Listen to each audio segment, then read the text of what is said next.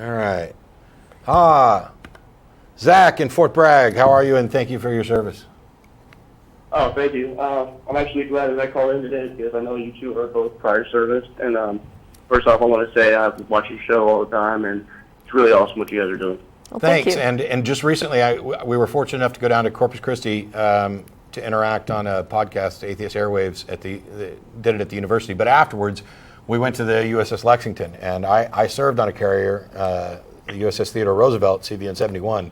And so it was kind of weird to be on a carrier that was both 40 years older than mine, but there were striking similarities. And I've been out since 95. And so walking back into that and taking Beth on a tour and showing her all the stuff that was kind of like what I experienced was really weird. Yeah, I know what you mean. Okay. So what do you got for us? I was just calling in today. I mean, I think one of the big things that's overlooked when people talk about separation of church and state is generally in the military. I mean, I see it all the time. The fact that, churches are paid for by the taxes and all the mandatory prayers and stuff like that. Wait, mandatory prayers? Typically. Well, it's not prayer, but in the change of command ceremonies. Yeah, the benediction and the invocation. Yeah. Yes. Which Yes. actually, if you look at FM 22-5, that's, for those of you who don't know, that's drill and ceremonies. It also has all of the protocols for different ceremonies, including a change of command. Invocations and benedictions are not a traditional part of that ceremony. That was something that was added by fundamentalist Christians who tried to bootstrap prayer into everything.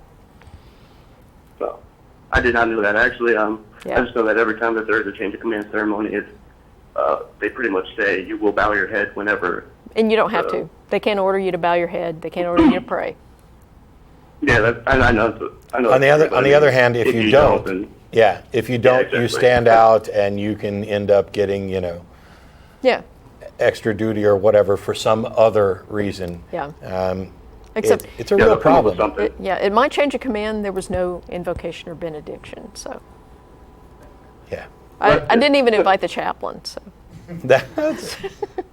I would have loved to go. Yeah, and also it's just I don't understand how. Well, I guess I can understand, but how there's so many religious people in the military, but every time that anybody asks me, or they find out that I'm an atheist, they are completely stunned. They're shocked. Yeah. They're like, "How is that possible?" So are you a member of the Military Association of Atheists and Freethinkers? No, I'm not. So I went to their website once, but it might be something to look into because that group, along with some others, are attempting to kind of oppose some of these religious intrusions into the military. It's very, very, very difficult, and one of the problems is that your job and your promotions and all that can be at risk. It ends up putting people in this "don't rock the boat" position, which is incredibly unfair, considering that it's a violation. Yeah, absolutely. And I know you guys, being in the military, you see a wide range of variety of people. Mm-hmm. Some of the smartest people I've ever met are military, and I work in special operations, which especially this area is filled with very, very brilliant people. Mm-hmm. And it shocks me that more people aren't open to atheism. And there's a lot of incredibly brilliant people who are theists of one stripe or another. And there's lots of reasons behind it. I think Michael Shermer pointed out that smart people are really good at rationalizing things that they came to believe for not smart reasons. Yeah. It's kind of a byproduct of how our brain works. And you don't like to think that you're wrong or that you could be wrong. And if you believe something, you're more likely, and especially if you make a public profession of this belief, you're more likely to defend it, even in the face of reason and evidence. So, one of the big problems I have with the military is the chaplaincy. Yeah. And people asked the other day if I thought that there needed to be secular chaplains, and my answer is that if we can't actually get rid of the chaplaincy, then yes, there need to be secular chaplains there. Absolutely, yeah. But what I'd like to do is get rid of the chaplaincy, and I say that as they shouldn't be paid, ranked military members. Right. should churches provide volunteer or civilian paid chaplains to be available to the troops? And I say absolutely, because there are people's religious freedom Right. May necessitate that they speak to a member of their religion, a chaplain or whatever. And I'm not trying to take that away. But the way the chaplaincy had been used traditionally, at least when I was in, is if you needed time off for personal reasons because somebody died or there was grieving or you needed counseling, the only place you could go was to the chaplain. And while they were supposed to do this in a non-denominational fashion, that wasn't always the case. And my thinking is, why don't we just have trained counselors that are properly educated in secular counseling methods? Yeah. And my thought is that, the historical justification for having a chaplain's corps has always been what Matt was saying, is that soldiers have a right to express their religious beliefs and to have, that part of their constitutional rights served while they're in the military. Well, we also have free speech and a free press, but we don't, when it comes to, having press access to what's going on in an area of operations, we embed reporters. Why can't we embed chaplains the same way? That would solve the problem, and then it would become the denomination's responsibility to pay the chaplains and everything, and then the military could just provide whatever standard logistical support they provide to, for example, reporters. I'm pretty much convinced that if you replace the chaplaincy with actual trained psychologists and counselors, that you would end up with better service to the troops. Yeah, and that's the other thing, because all of these chaplains, that's a head count in the military. And instead of having these religious people as, head count, let's have that overhead filled with trained counselors who actually can do stuff for people. Because I'm convinced that the chaplains, there are a few that have some actual credentials for, secular counseling and everything. Most of them don't. They have these, Christian counseling credentials or whatever, which is crap. I would never say that all chaplains are crap at counseling. Right. Some of them are probably exceptional. Yeah, some of them actually have real credentials. Just like there are some pastors and preachers who are really good at counseling. Yeah, but too many of them just have the bare minimum, qualifications, if you could even call it that. And I think a lot of them do more harm than good. And one of the things we could maybe do is make sure that every chaplain is required to have those sorts of credentials, and then their religion becomes a secondary issue to it, where if needed, they could counsel somebody on a religious matter as well. Right. But if I was experiencing PTSD or other difficulties and I needed counseling, sending me to a chaplain is almost certainly going to do more harm than good. Yeah. Yeah, well, because I had that same problem before too. Like 4 years ago when I went through a divorce, I had nowhere to really turn to, so they suggested I go see the chaplain. And when I went there, I've always been an atheist, never had a problem, so I thought, what the hell, I'll go anyways. And I immediately, it was one time in, and I was gone. That was it. Yeah. Because he immediately, he tried to help.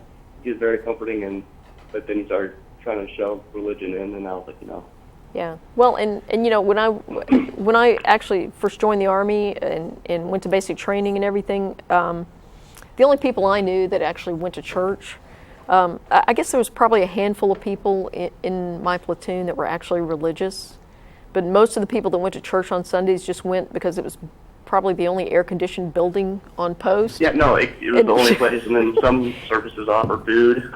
Yeah, so you get to get you out of cleaning the barracks. Yeah, so you get to sit. Yeah, it was either you clean or you can go to church. Yeah. Yeah, the only time I went to the chapel for anything was the mandatory briefings, and that's just the location of the briefing. The rest of the time, the rest of the platoon would march off to chaplain, and I'd stay behind and do my laundry and get, And all my I was details a done. believer when I was in, and still the only time I recall ever going to chapel was in boot camp to avoid doing some work. Yeah. It was either you're going to the chapel or you're going to do some work, and so I went. And my objection, which I'm surprised I don't hear more, is that this kind of ecumenical, watered down, let's try to be everything to everybody's service that quite often goes on was kind of offensive. Yeah. Somebody's phone's buzzing. Yeah. Anyway, and so I had that objection. What I'm curious because I don't know. Obviously, you're in the military; all your health benefits are covered, and we have health staff and everything else. Do they have paid trained counselors outside of the chaplaincy? Yes. And if they, okay, but if you needed to see, let's say, a civilian counselor, would your health benefits actually cover that? There are civilian counselors available on post that you can see. Now, some of them may not be qualified to treat certain things. So there may be some counselors, for example, that specialize in, let's say, alcohol dependency or something like that. And so that may not be the best person to talk to if you're going through a divorce. My phone just buzzed. If you go to see a psychologist, then you also have the chance of getting flagged. I mean, a lot of things start flying up in the air, and people start getting worried. So well, yeah, and that's the other thing. Chaplain instead. Yeah, and that's the other thing is if you go see a counselor, then that's noted in your medical or your medical records that you went to see, somebody like in community mental health, and that could impact something like your security clearance or something like that. If somebody says, hey, what's going on here? And certainly you don't want to give up a lot of information about why you went to see somebody in community mental health. But yeah, that can cause people to start asking questions about Precisely, yeah. And that's actually part of a bigger problem that's not limited to the military at all, and that is our society's general stigma that we apply to mental health issues. The very idea that, I mean, it's pretty simple. You may suffer from an actual condition that requires medication, or you may just need to talk to somebody because that helps. Yeah. And yet somehow... I personally think that that's mostly the case. It's like they just need to talk to people. I mean, I've had problems but from time to quite time, often but the it's case. just talk. Either way, I would rather someone, in either situation, I would rather someone go to a professional counselor and get whatever treatment they need, whether that's medication and talking or just talking, than to sit there and suffer in silence, because that's what's driving our suicide rate in the military. And the shootings. Yeah, and the shootings and everything else, when people feel like they have no other recourse. Yeah, if I find out that, I mean, we definitely need to eliminate the stigma with mental health issues just universally. But when I find out that somebody's been seeing a therapist or gone in for counseling, to me, that's a positive because I'm less worried about them than I am about the people who probably need to do that and won't. And so let this stuff build up. Yeah. But anyway, thanks a lot for calling, Zach. We appreciate it. Oh, thank you guys. Thanks. Take care.